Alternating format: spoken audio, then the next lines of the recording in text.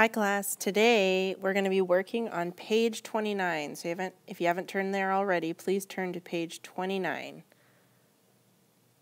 Okay, now that you're here, let's go ahead and talk about what we're going to be learning about today. We've spent some time looking at Venn diagrams, but now we're going to look at probability not from the Venn diagram perspective, but from something called a two-way table. Now if you look at this picture before we even start this example, take a look at what a two-way table is. A two-way table has information that goes both horizontally and vertically. Okay, so in this case, we've got this top row is talking about test number 1. Test number 1. And this column right here is talking about test number 2. Now, what's in this column, what's in this table shows us information about what students got on test 1 and on test 2. So let's think about this for a second. On test 1, who got an A? Well, 2 students got an A, 2 more students got an A, and 1 more student got an A. That's 5 students. 5 students got an A on the first test. How many students got an A on the second test? Okay, let's see. On the first test, 2, 2, 1, 5 students got an A on the first test. The second test, this is the second test, how many kids got an A in that test? Let's see. Second test, A, that's 2 kids, 7 kids, 1 kid. So in the A row on the second test, how many kids is that? 10 kids. So we'll write 10 students. Wow, my handwriting is terrible. You know that's a 10. 10 students got a test on, got an A on the second test. All right, now that you know how to read a two-way table, let's read this information and see if we can answer A, B, C, and D. So here's what the example says. Go ahead and read it as I read it aloud. The following table summarizes the number of students in a class that received different letter grades on 2 recent exams. The first exam is shown across the top and is summarized as A1, B1, and C1. So those are the students who took the first test that got an A, a B, and a C. The second exam is in the first column, A2, B2, C2. So that means that on the second test, this is the list of kids who got an A, a B, and a C. So let's first take a look at this. All of these questions, I see the word probability, probability, probability, and probability. So this gives me a new problem. I need to know, whenever I find the probability, I need to know the total. So let's zoom out a little bit and give us some space. Okay. So what's our total? Let's take a look at this table. In this first row, well, let's look at for test 1, okay? So test 1, how many kids got an A? That was 5 kids. So let's just look at test 1. So we know that A1, that's 5 kids. Okay, how many kids got a B on the first test? Okay, so on the first test, B1, that's 7, 10, and 3. That's 7, 10, and 3. How much is that? That's 20 kids. Okay, so on the first test, 5 kids got an A, 20 kids got a B. How many kids got a C? Okay, let's see. Here's the first test. The kids who got a C are 1, 3, and 1. That's 5 kiddos. So what's the total here? I've got 5 kids, 20 kids, another 5 kids all together. That means total students is 30. So now that I know that my total students is 30, that means that I can now find the probability for each of these. So let's zoom back in and use this information. Here, let's look at it this way. Okay, so let's go ahead and get started here. So the first question says, what is the probability that a student gets an A on the first exam and a B on the second exam? Okay, so what's important here? We're talking about probability, and they said a student gets an A on the first exam and a B on the second exam. Now I know for probability that I'm going to have a 30, where are you, pen? A 30 in my denominator. And now I need to figure out what's the probability that this event would happen, that a kid would get an A on the first test and a B on the second test. Okay, so on the first test, a kid getting an A is going to be in this column, and a B on the second exam will be in this row. So when does this column and this row intersect? Right here. How many kids got an A on the first test and a B on the second test? 2 students. 2 students. So the probability is 2 out of 30. Now, I'll be your calculator today. If you put that in your calculator, you would get 0.06, and the percent would be 6%. Okay, let's see if we can do the next one. What is the probability? Okay, so we're going to be creating a fraction, decimal, percent, that a student got a C on the first test and an A on the second exam.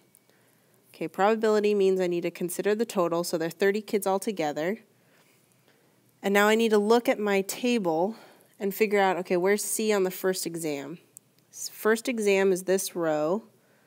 Okay, so here's C1. So these are all the kids who got a C on the first test. And then an A on the second test would be here. So where do these two overlap? Right here this time.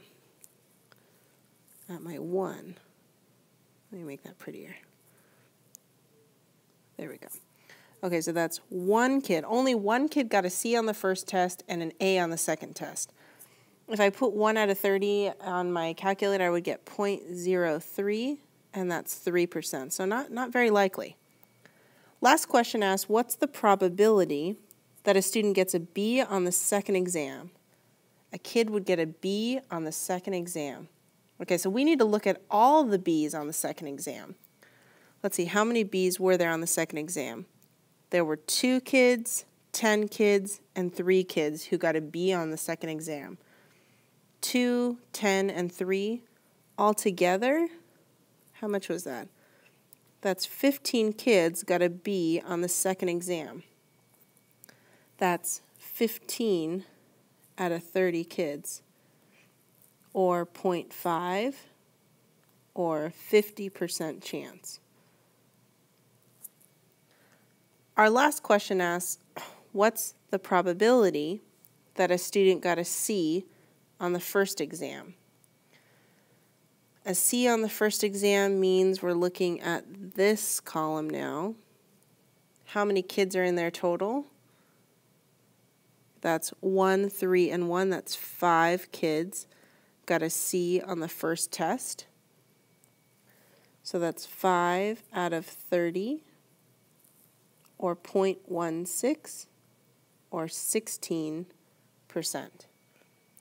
Now our goal today in doing this example is that you understand how to read a two-way table, find information, find our total from that two-way table, and then find probabilities.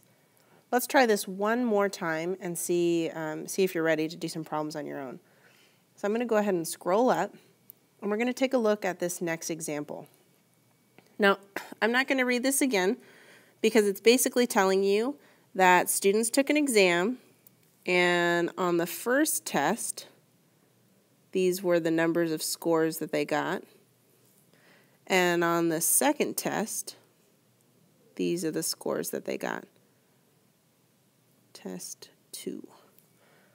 So here's my test 1 list, and here's my test 2 list.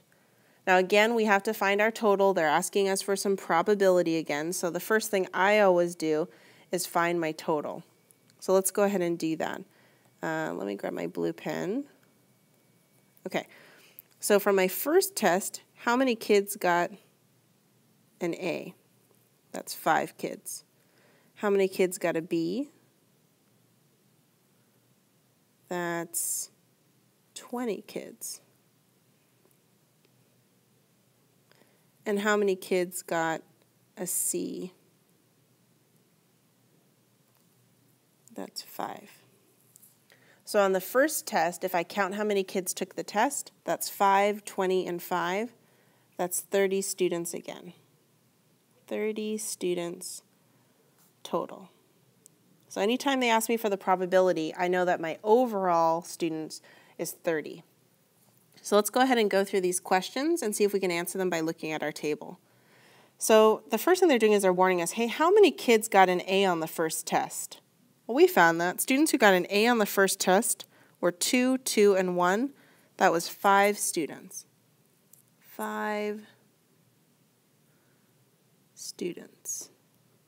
5 students got an A on the first test. Then it asks, how many of those students earned a C? And you know what they forgot to write on here? A C on the first test. So that should have a little that should say a little 2 right there. So what they're really asking here is, okay, so how many kids got an A on the first exam? How many kids got A1, right? How many kids are there in A1 total? But then they ask how many of those kids, so how many kids who got an A on the first test also got a C on the second test? So now they're asking for something more complex. They're not just asking for this whole column, they're asking who got a C on that test, who got an A on the first test. That's one kiddo right there. That's the overlap between C2 and A1. So that's one student. One student. All right, now let's see if we can answer some probability questions. So here's what it says. Given that a student earned a B on the first exam, so we're looking at B1, what's the probability, so we know we're going to be making a fraction, a decimal, and a percent, that that same kid earned a B on the second test? So we're looking for B1 and B2. B1 and B2. B1 and B2. They overlap at 10, and since there are 30 total students, that's 10 out of 30, or 0.3, repeating, sorry, that's a 3, or 33%. Okay, next question. Given that a student earned a B on the first exam, so B1, what is the probability, so they want a fraction, a decimal, and a percent, that a student does not earn a C on the second exam? If they didn't earn a C on the second exam, that means they must have gotten an A on the second exam, or they also could have gotten a B on the second exam. So I need to know what that total is. Let's see. In the B column, so a student getting a B on the first test, I've got 7 A2s and 10 B2s.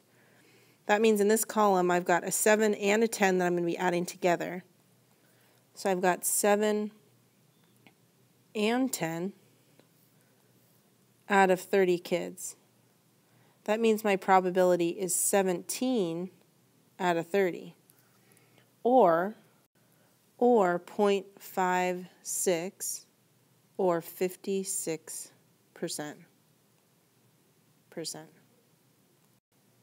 So now you're going to be moving on to pages 30 and 31. And my hope is that you carefully look at your table and look at what every column and row represent. Make sure you spend time underlining and reading through what they're specifically looking for, and look at your rows and columns at where those overlaps occur to find the right numbers. Good luck, guys.